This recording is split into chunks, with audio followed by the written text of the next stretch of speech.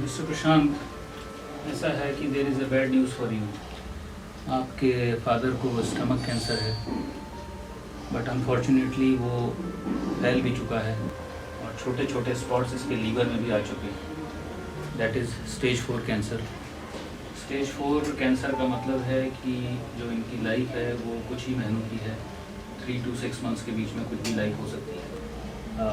इनके लिए कोई भी अच्छा ट्रीटमेंट अवेलेबल नहीं है, ना ही कीमोथेरेपी ना ही रेडिएशन थेरेपी इस स्टेज में ज़्यादा इनकी लाइफ बढ़ा सकता है। आपको ये चीज़ एक्सेप्ट करनी पड़ेगी कि इनके लिए कोई भी अच्छा ट्रीटमेंट या रेमेडी हमारे पास अब नहीं है। पर सर, पापा तो सिगरेट भी नहीं पीते थे, गुटखा भी नहीं खाते थे, उनको इतनी भयंकर बीमारी।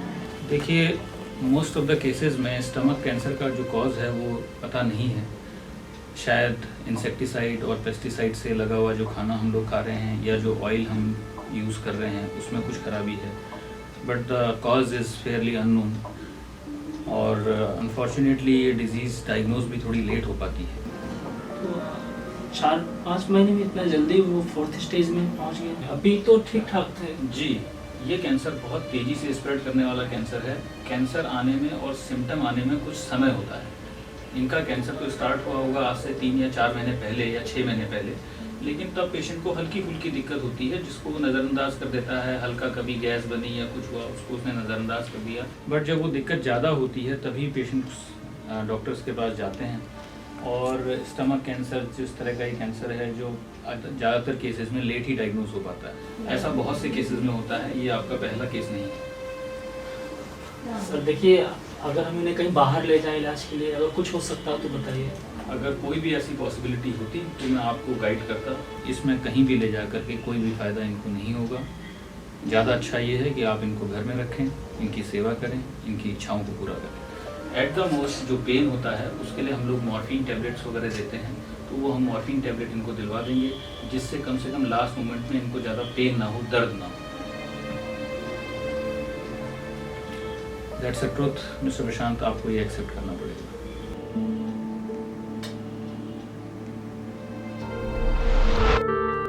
प्रशांत सर, प्रशांत सर। हाँ।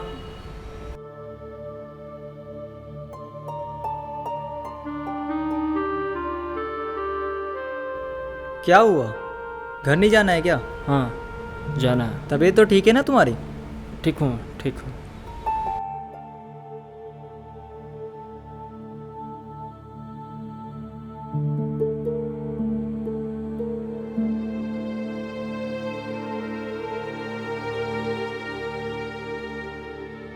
पापा, अब तबीयत कैसी है?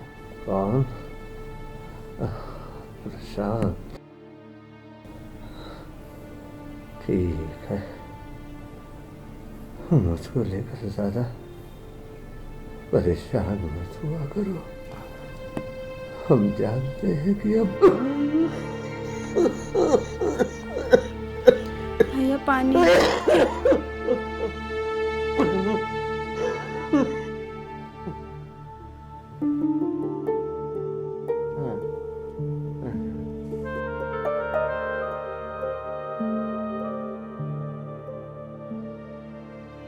आज पापा को ज़्यादा दर्द तो नहीं हुआ? भैया दोपहर में हुआ था और आज खाना भी नहीं खाया, बस जूस ही पिया है।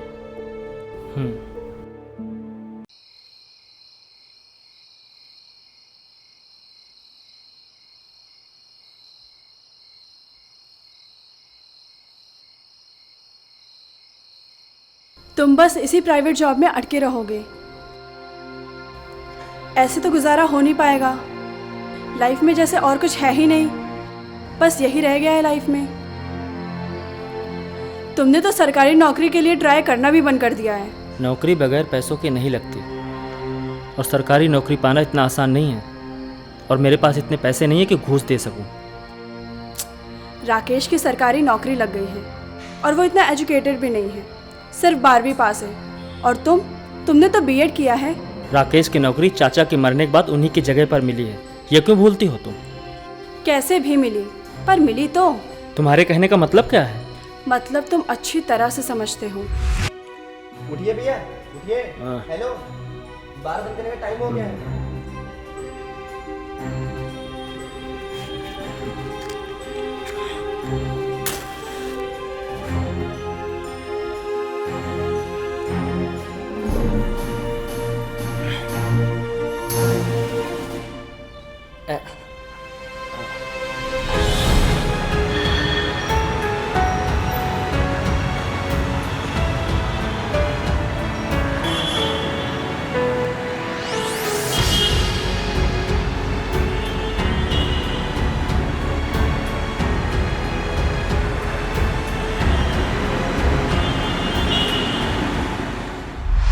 हम उन्हें मार थोड़े रहे हैं, हम तो उन्हें मुक्ति दिला रहे हैं।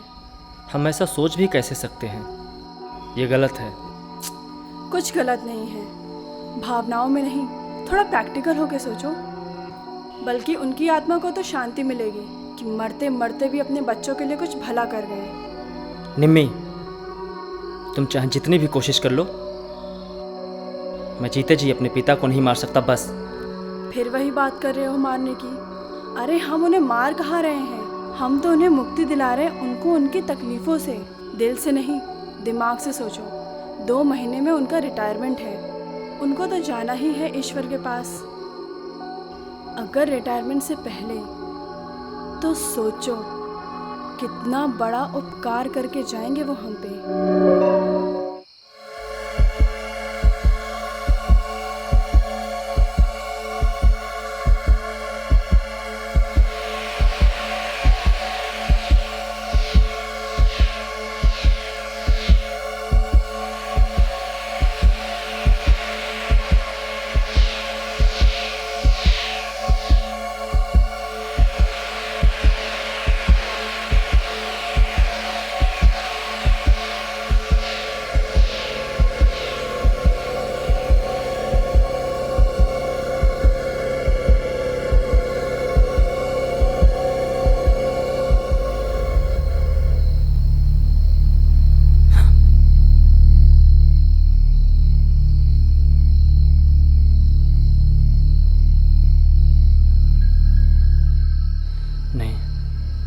ये मुझसे नहीं होगा। तो लाओ, मैं लगा देती हूँ। खबरदार जो मेरे पिता को हाथ लगाया तो तुम डायन हो, डायन, जो मेरे हाथों इतना बड़ा पाप कराने जा रही थी। पाप?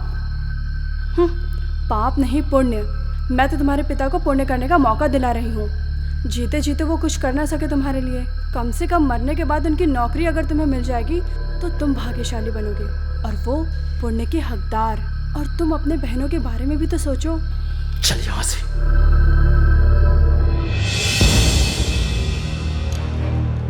पापा, पापा उठो ना पापा, पापा, पापा उठो ना पापा, उठो ना पापा, पापा उठो ना, पापा, पापा उठिए ना पापा, पापा उठिए ना पापा, उठिए ना पापा, पापा उठिए ना पापा, पापा उठिए ना, पापा, पापा, पापा उठिए ना पापा, पापा उठिए ना पापा, पापा, पापा, पापा उठिए ना पापा, भैया, भैया देखिए ना।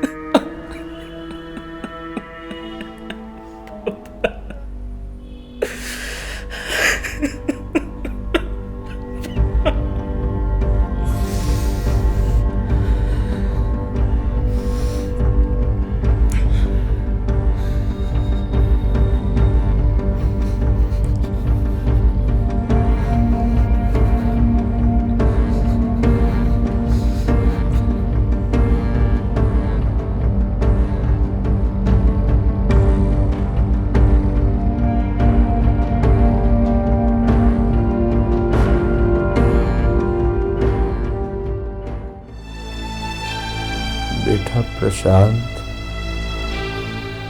जब तुम ये पत्र पढ़ रहे होगे तो तुम परेशान मत होना।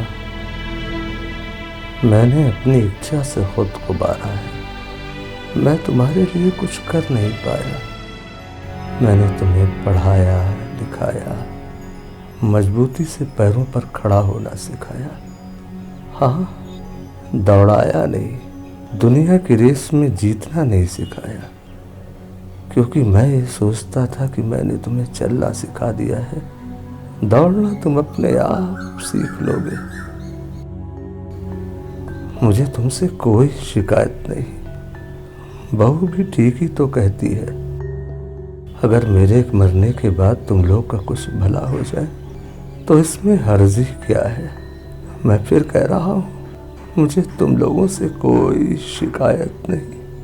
मेरे मरने के बाद तुम्हें मेरी नौकरी मिल जाएगी, लेकिन एक वादा तुम अपने पापा से करो, मेरी बेटियों का ख्याल रखना माँ बाप की तरह। और मुझे यकीन है कि तुम ये जिम्मेदारी निभाओगे। मेरा आशीर्वाद तुम्हारे साथ है बेटा। तुम्हारा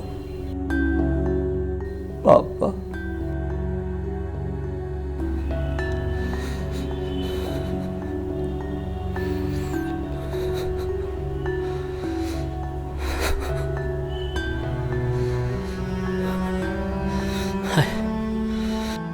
I killed my father. I killed my father. I killed my father. मैंने अपने पिता को मार दिया।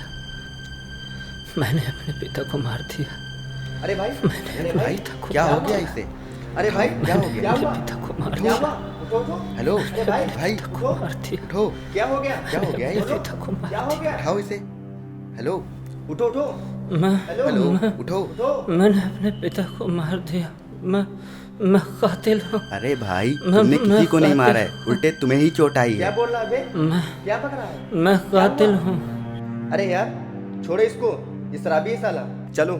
नहीं यार, देखने में ठीक आदमी लगता है। चलो उठाओ।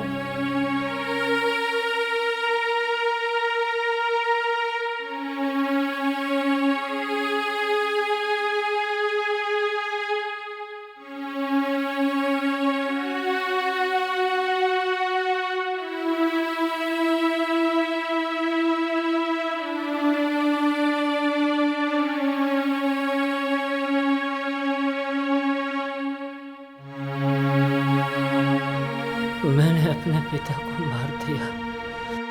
मैंने अपने पिता को मार दिया। लेकिन भैया आपका क्या होगा? इसके हकदार तो आप हो। हाँ भैया, निकिता सही बोल रही है। जब आप हैं तो भला हम लोगों को क्या प्रॉब्लम हो सकती है? नहीं, मुझे अपने ऊपर विश्वास नहीं है। पता नहीं इसके बाद मैं तुम लोगों का ख्याल पूरी ईमानदारी से रख पाऊंगा कि नहीं। डोंट वरी भैया, अब ज़्यादा टेंशन मत लो, सब अच्छा होगा। यही तो मैं भी चाहता हूँ कि ईश्वर सब अच्छा करे, पर तुम दोनों मेरी बात मान लो।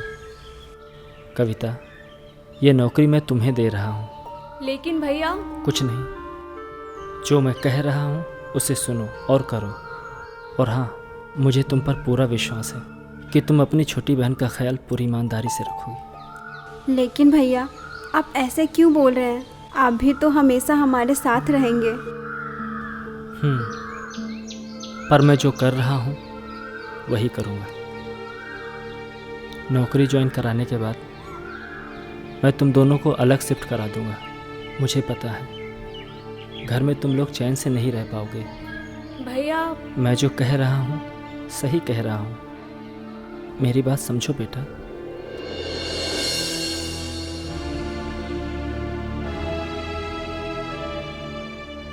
उठो उठो। अरे उठो भाई, उठो उठो, दुकान खोलनी है।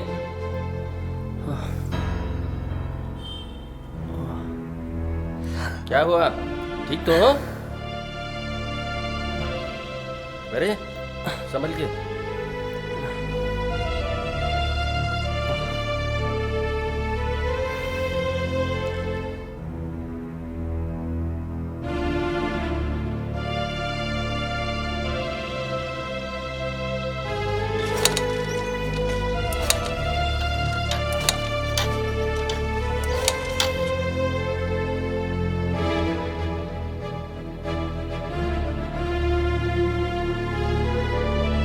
संभल के, आराम से।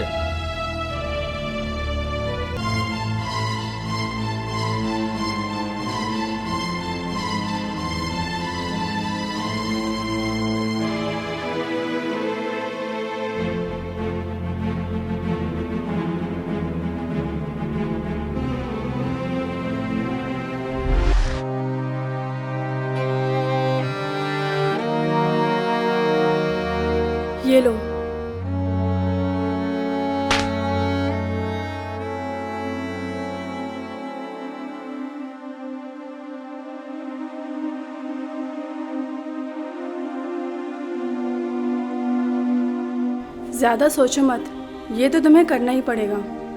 नौकरी तो तुम पहले ही अपनी बहनों को दे चुके हो, मैं अपनी भी तो कुछ सिक्योरिटी करूँगी। तुम्हारा क्या भरोसा, ये घर भी तुम उनके नाम कर दो। अब घूरो मत मुझे, साइन करो बस।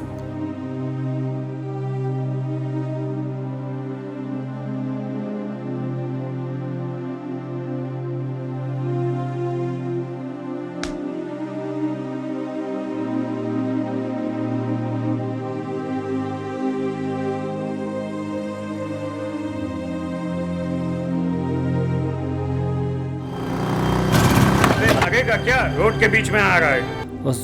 सॉरी।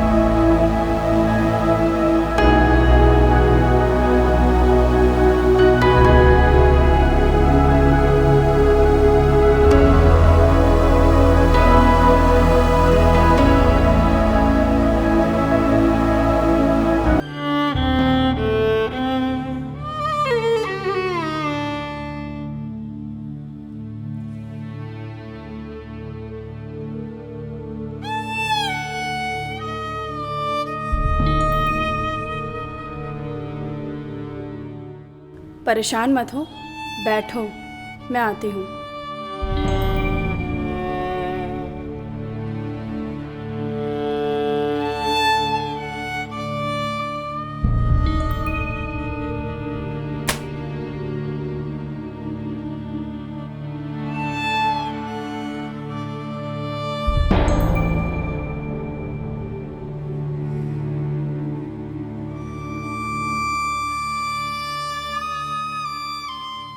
ये डिवोर्स पेपर हैं, मैंने साइन कर दिया है, तुम भी कर दो।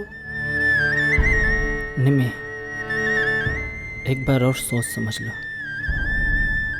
सब ठीक हो जाएगा। और ये कौन है? अरे बताया तो था, यही हैं विवेक जी, PWD में अधिकारी हैं और हम दोनों शादी कर रहे हैं। मतलब तुम फैसला कर चुकी हो? हाँ, अब तुम भी साइन कर दो और ये रिश्ता ख़त्म करो।